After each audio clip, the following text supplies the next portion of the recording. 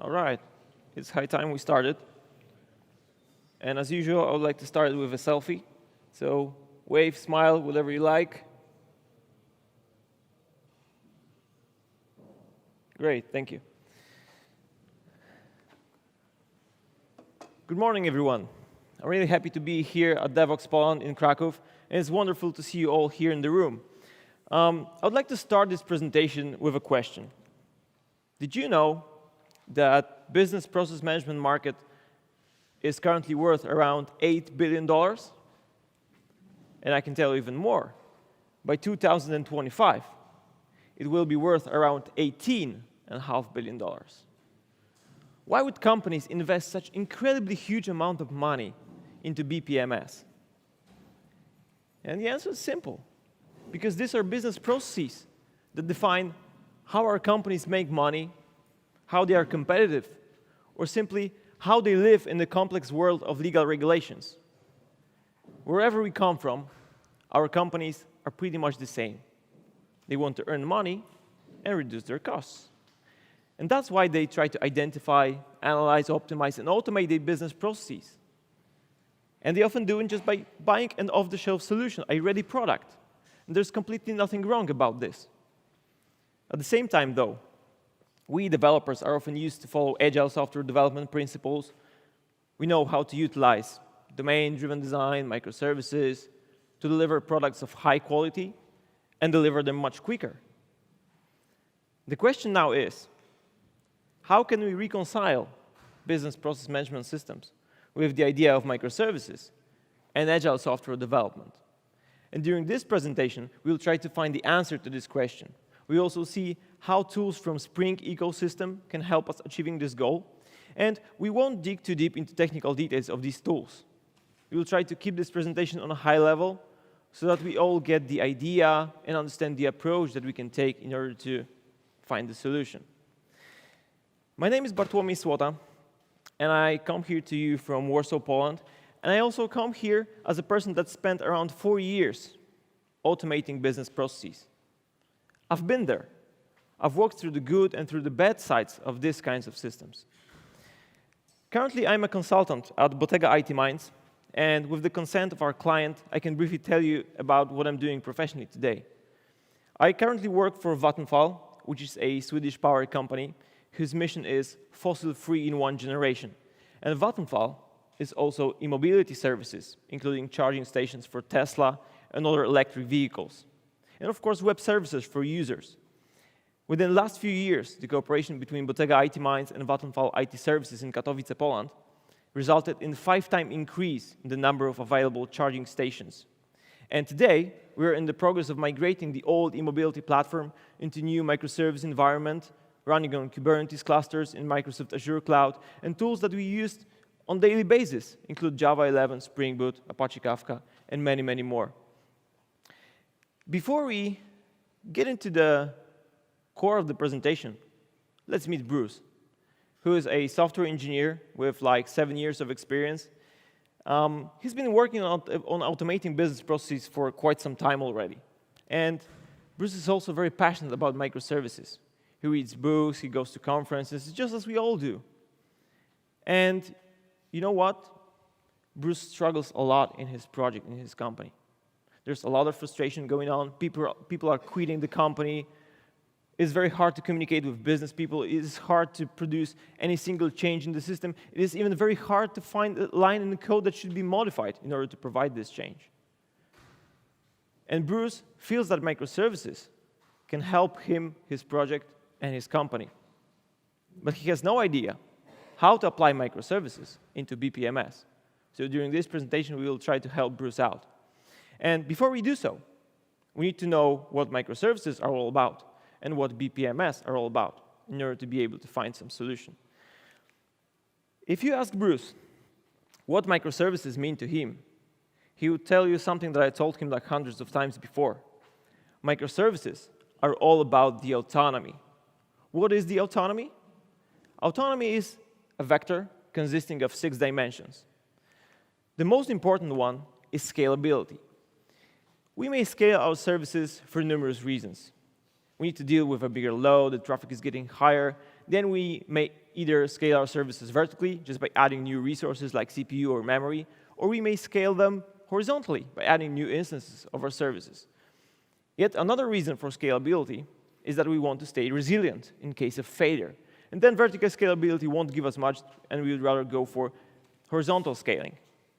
But what I'm trying to tell you now is that scalability is not only about technical stuff.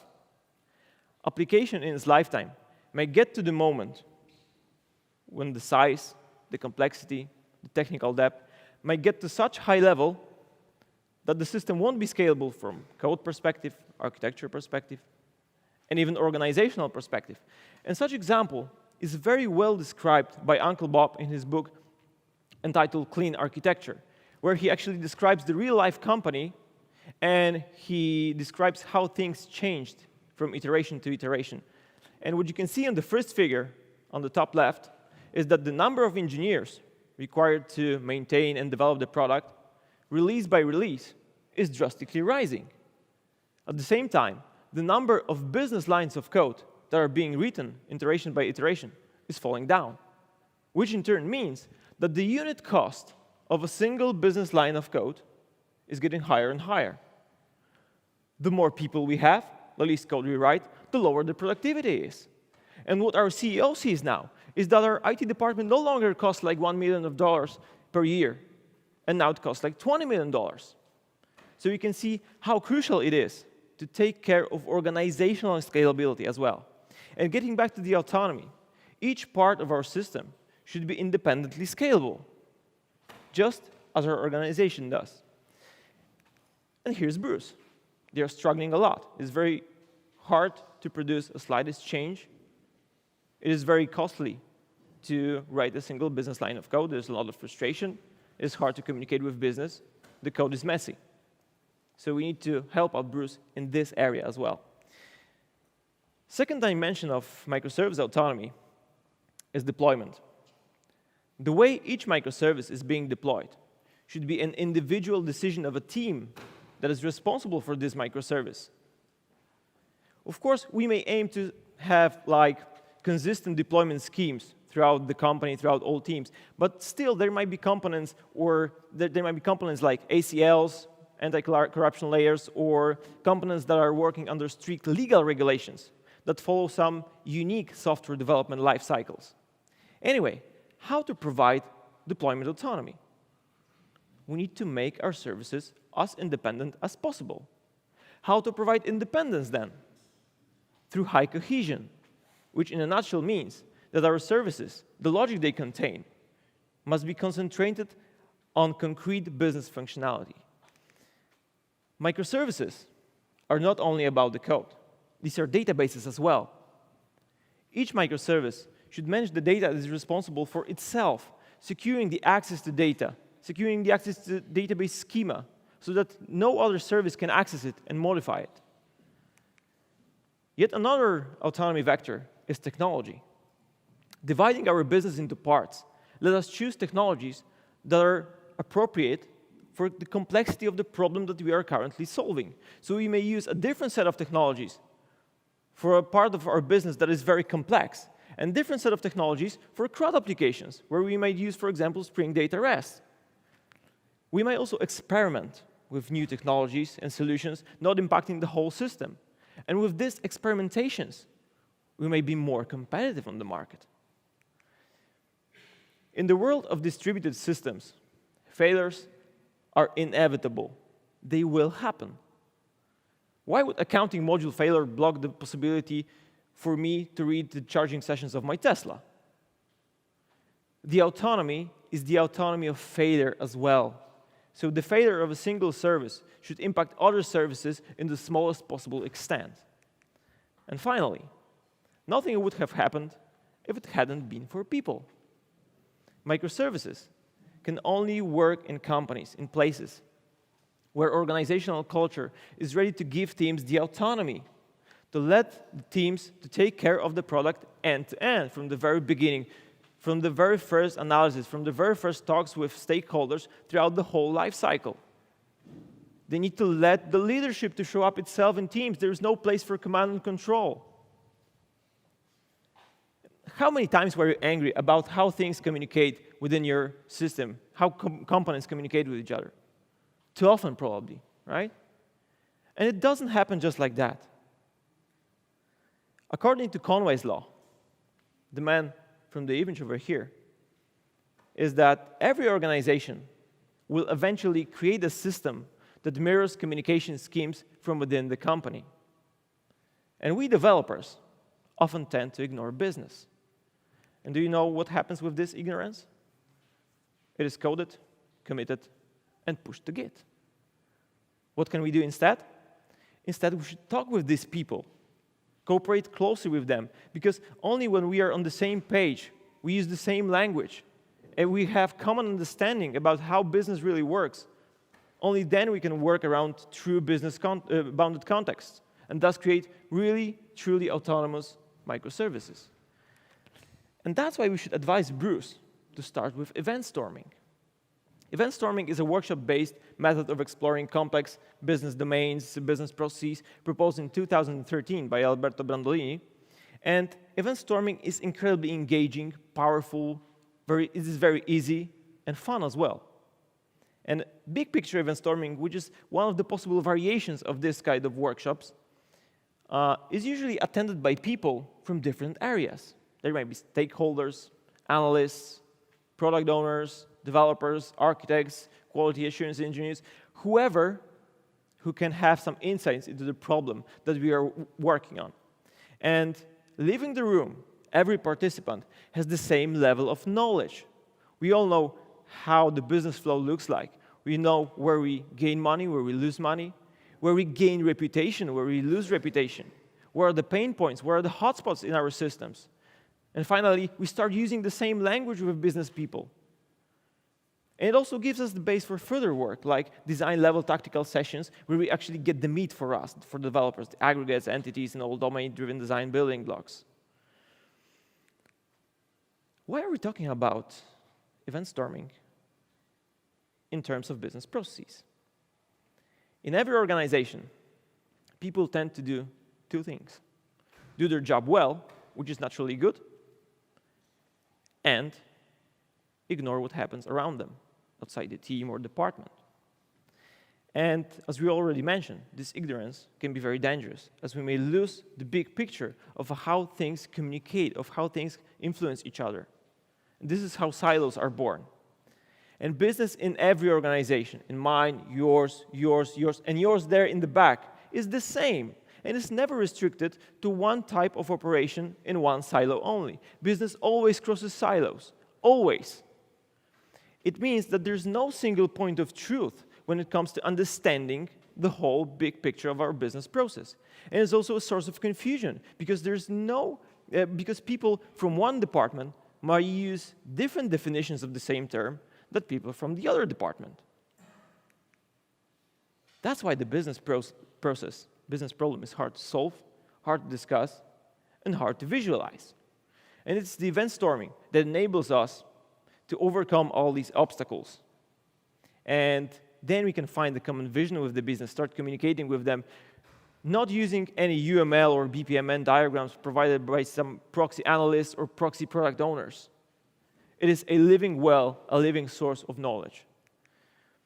And similarly, business process implementations might cross different microservices owned by different teams, so they will need to communicate somehow.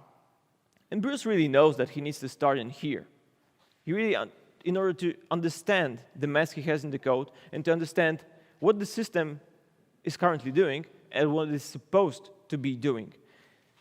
But still, Bruce has no idea how to apply these microservices into BPMS. So let's try to find out what BPMS are all about. And here what we can see is the high-level overview of almost every business process management system. Of course, there might be some other components, but let's keep it simple. In the heart of every business process management system, there's a thing called workflow engine, which can be treated as a black box that is responsible for business process execution, including human task execution, service task execution, access control, process metadata management, and many, many more. But what the business is really looking for are those fancy UIs. They buy with their eyes, right? They want to have consistent views, user-friendly views, because they want their work to be easier. What they also are looking for are reports. We all need to know how our processes are performing, if we are doing well or not, if we are earning money or if we are losing money. Looking at all those reports and stats, we may make decisions what to do with our business next. And we may also have some process modelers where we can model our process in some standard notation like BPMN or something. We may also have some system integration, some connectors so that we can connect our BPMS with already existing infrastructure. And this is kind of a high-level overview. How does it look like from architectural perspective? It is usually a monolith. And user interacts with BPMS through some fancy UIs, and he ends up in a component, let's call it a UA controller.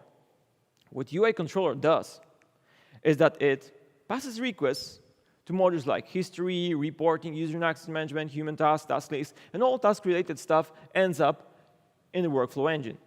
And each of these components use the same, usually relational, database to persist the state, to persist data.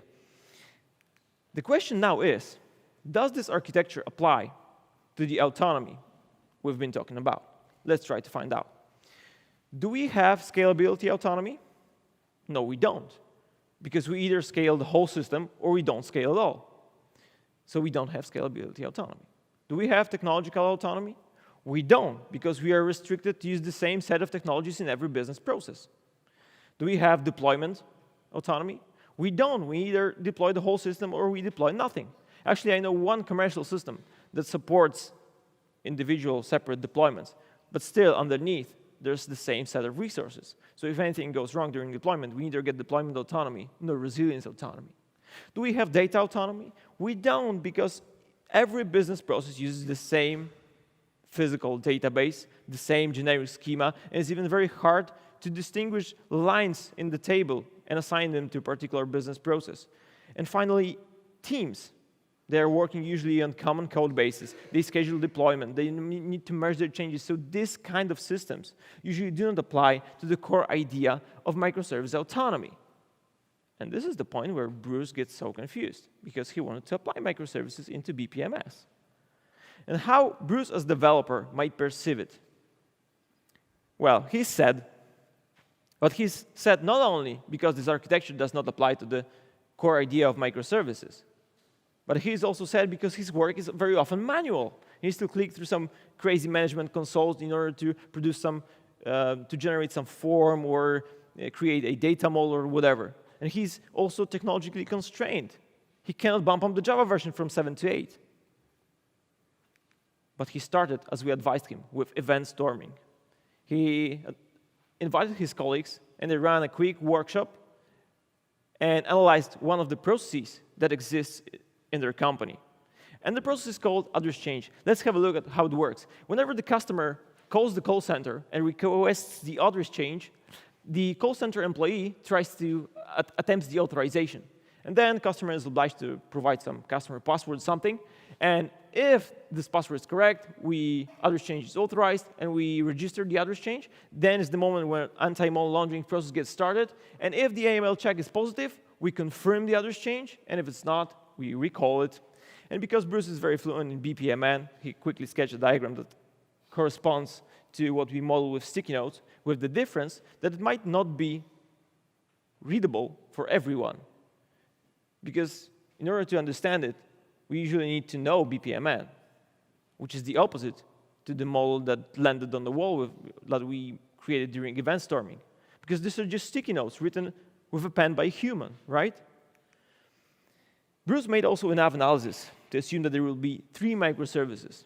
Authorizer, which will be used by most of business processes, customer contact, which is responsible for managing customer contact information, and AML for anti-money laundering related processes. These services communicate somehow. And regarding communication, there are numerous communication patterns that might be even mixed within one company, but from now on, we'll focus on asynchronous communication only, as we want our services to be as decoupled as possible. What asynchronous options do we have then? The first one is choreography. Choreography assumes that there's no central point in the system that actually makes the decision where to send every message, where to route every message, and decide what is the route. Instead, services emit event messages and don't care about what happens next. On the other hand, consumers read those messages and take further actions. Choreography in our case would look like this. Client requests the address change. We will analyze only the successful path, okay? And the authorizer reads the address change requested event and emits address change authorized. This event is in turn consumed by customer contact, which responds with address change registered. Address change registered is consumed by AML. AML responds with AML check succeeded. This, again, is consumed by customer contact. And finally, the address change confirmed event gets back to the client. In general, choreography is a great way of communication between services. In our case, in case of business processes, we might identify a couple of problems, though. What are those problems? Well, if we have a look at the authorization service, it listens to address change requested event, which is a process-specific event. So anytime we want to add a new business process, we would need to modify authorizer, right? And clearly, hypothetically, one could say that, all right, why don't we introduce some generic event like authorization requested? And I would say, in general, the idea of the event message is that the event must mean something to business. Does authorization requested mean something to business? I don't know, and I'm not sure. Another thing, vital in the event messages, is that if we emit event message, we don't care about what happens next. And here we care, because we either accept the authorization or we recall it. And what's more, we want one particular service to get the message and not the other one.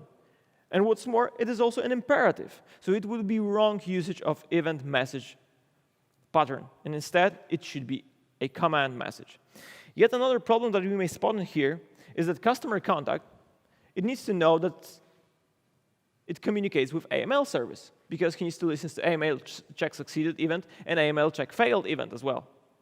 So anytime we need to change the order of steps in our business process, we need to modify both of these services. Do we have any alternative to choreography then?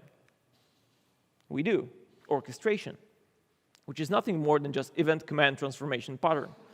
This is how it works. Now in our web sequence diagram, there's a new actor called address change process, which is a business process orchestrator. The role of the process orchestrator is to read events and take further actions with sending commands. In our case, whenever a client requests address change, the address change process orchestrator sends a command to authorizer through message bus, authorize address change, which in turn emits the event address change authorize. This event is consumed by our orchestrator that makes the decision to send the command to customer contact emits the event, and again, we send the command to AML, etc., etc. And finally, the address change event gets sent back to the client. Do you know what Bruce asked me? Why don't we join the address change process orchestrator with customer contact service, as they have similar business responsibility? Can we join them? And the answer is yes, we can. According to hexagonal architecture, the business logic should be independent from application and infrastructure layers that are part of the address change process orchestrator. And it would be even simpler to find the owner of the process, because it would be just one consistent application. And why did we do it like this, where we have it split? Because it is not always that simple that we can map our business process orchestrator with a business service one-to-one. How do we know if it's possible to join the orchestrator with the business service? And if we do know, with which one? And this should be available to us after event storming, and we will get back to it soon. Yet another question from Bruce. What if anything goes wrong within the AML? Because if AML check fails, or there's any error, we already registered the address change. We need to store the state somehow in the address change process, right? And the answer is not necessarily, because we could go for routing slip pattern and send the following instructions in message headers, for example. But clearly, practically and pragmatically, we would rather go for process manager pattern or saga pattern. And this is exactly what we just modeled here. Whenever the others change is registered, we start the transaction. When the LML check is positive, the others change gets confirmed, committed, or where the AML check is negative, the others change is recalled, rolled back. And regarding the implementation of process orchestrator, we have numerous options. We may use simple if-else statement. We may use finished state machine. We may use actor model. We may use even activity and store our state in a relational database. There are plenty of possibilities. How does it look like from architectural perspective? On this C4 diagram, the green components are common for every business process, and they correspond, and each box corresponds to separate microservice. It begins pretty similarly to what we've seen with BPMS already. User interacts with the system through some fancy UIs and ends up in the UA controller. What UA controller does is that it forwards commands through Apache Kafka to other exchange process orchestrator, or forwards requests to common components like reports, task list, history, user, and access manager. And all these common components, they listen to events emitted by process orchestrators. And based on these events, they produce read models for UA controller to present them to the user. Doesn't it sound like CQRS? It is CQRS. We send command to the process orchestrator that emits events. Events are consumed by these components that create query models for our users. This is CQRS. Interesting is also the component on the right, user and access manager, that was used to be the part of the workflow engine. And here, it is separate from the process orchestrator. Why is it so? Because the process orchestrator doesn't care about the implementation of the authorization engine, right? The only thing he cares about is the user and its roles. What happens next is that the other exchange process orchestrator sends commands further into authorizer, customer contact, or AML, and it listens to events emitted by them to Kafka topics. And each of these microservices manage data itself in its own database with its own schema. And Bruce knows, we mentioned Kafka. Bruce knows Kafka a lot. He knows its performance stat, all its advantages, but he wonders why it could be helpful for us here to use Apache Kafka. And we could find at least 3 reasons for this. First of all, consumer groups. It means that process manager can listen to events emitted by business microservices, not competing with any other service for accessing this event. What's more, it won't interrupt the choreography that might be happening somewhere here. That's the first thing.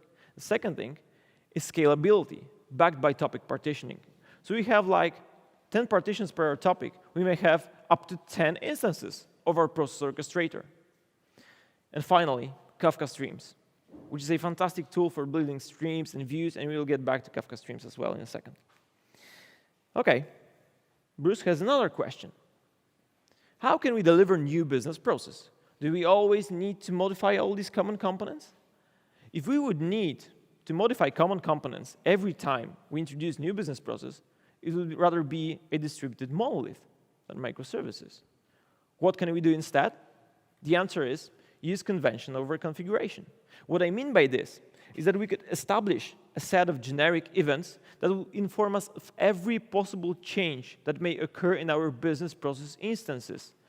To be more specific, I'll give you some examples.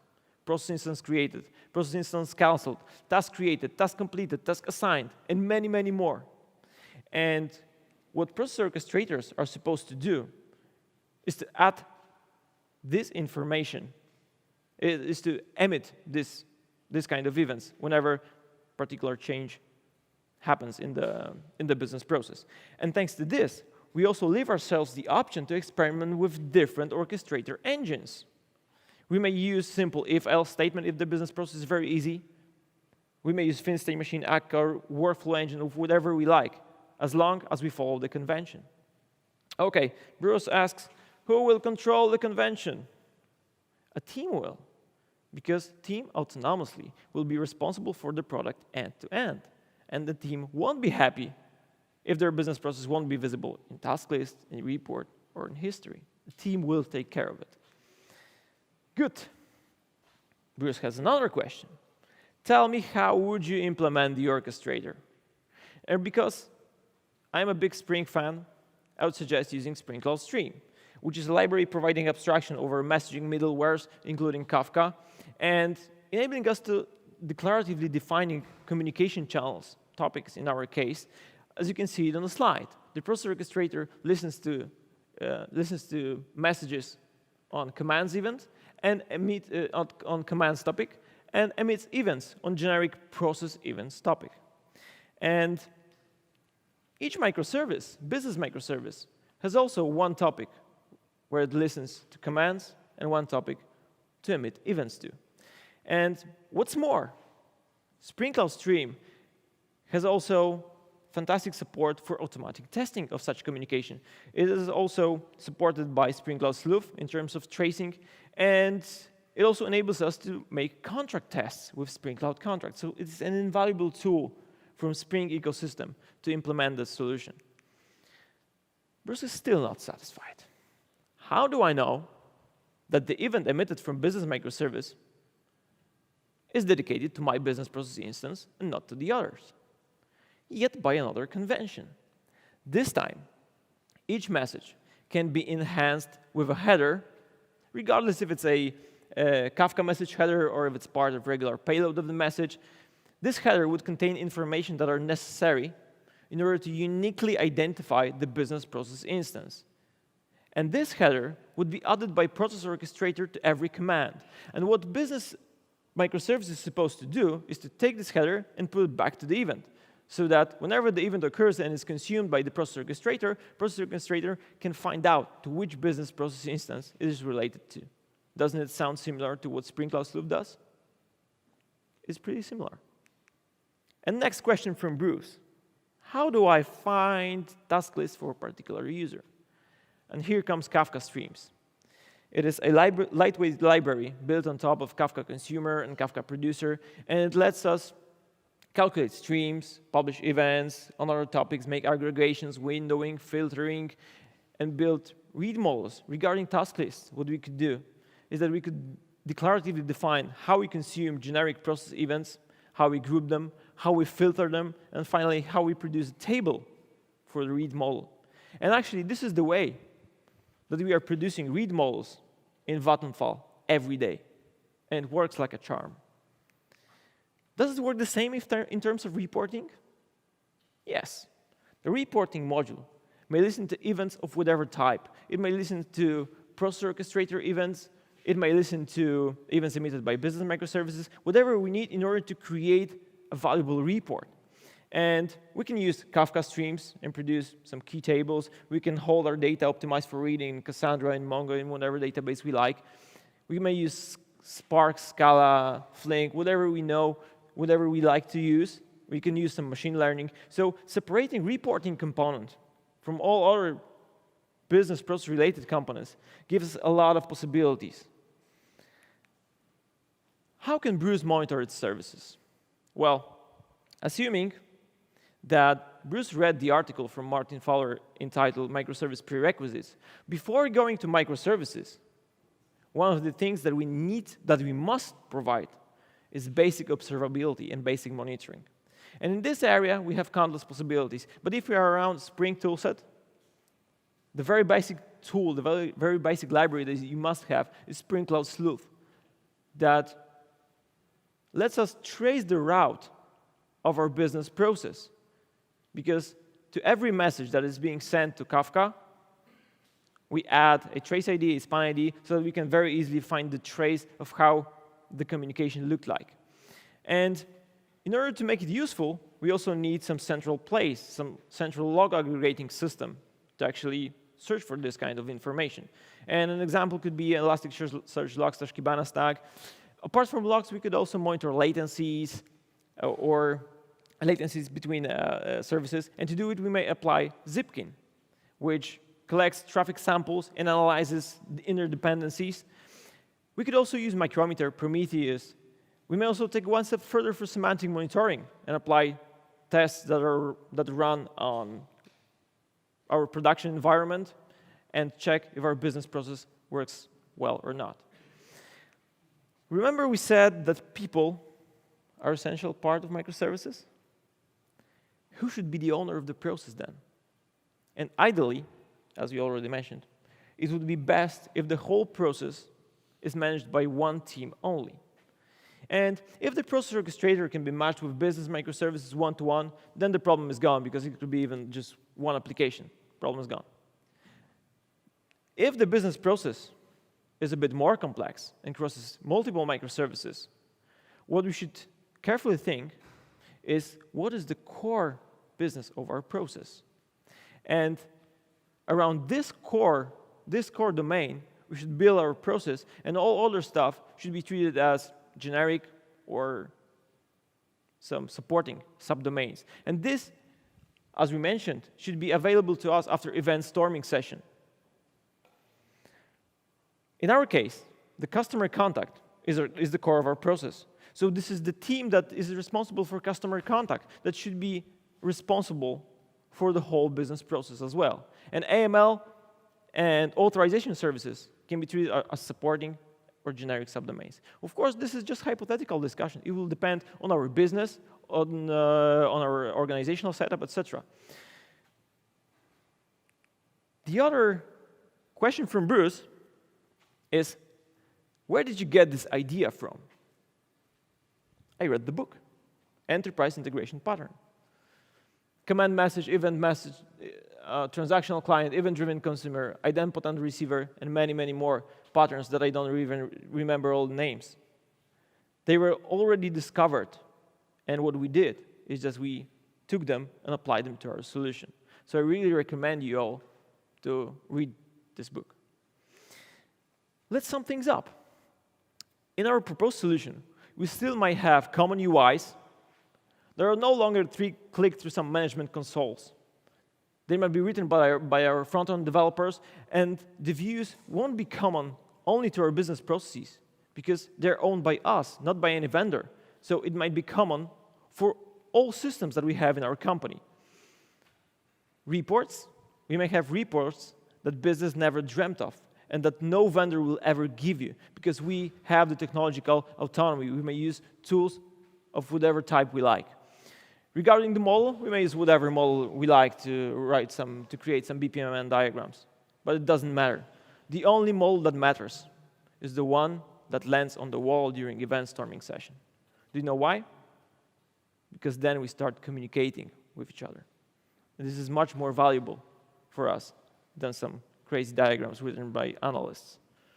Regarding system integration, we no longer need any connectors or stuff. We may use REST template, Feign, we may use web client from weblogs, Spring Cloud Stream, whatever we like to integrate our system with all the others. And instead of having one black box, we'll have numerous black boxes in the form of process orchestrators. Does this architecture apply to the idea of autonomous microservices? Let's try to find this out.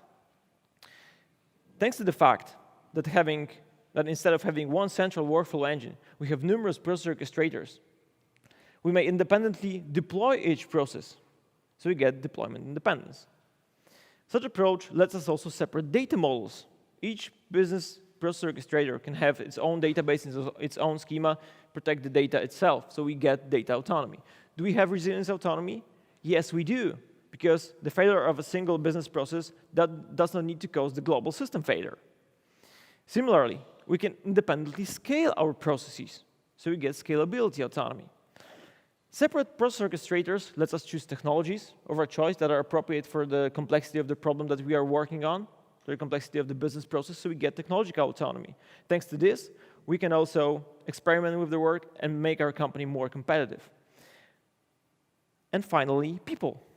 They take care about the process end to end. They're no longer afraid of producing any change, worrying that they will break the whole system at once. And even if their work will depend on the other's team, like for example, we have a business process that depends on the other in the relation of sub-process, we may write contract tests to ensure everything is fine before going live. Small processes, small services mean low level of entry for newcomers, low cost of change, organizational scalability, and this is just a few advantages that we may get after applying this solution. And Bruce is now a happy man. He knows the importance of business processes for his company. He knows the pain points. He knows where the value is. He knows where a company loses reputation, when it gains reputation. With event storming, he discovers processes, and thanks to this, he's on the same page with the business. And he drinks coffee with these people. He uses latest technologies appropriate to the complexity of the problem that he's solving, and he applies real autonomous microservices. Microservices autonomous from perspective of scalability, data, technology, resilience, deployment, and people. And you know what? People that left the company are actually willing to come back.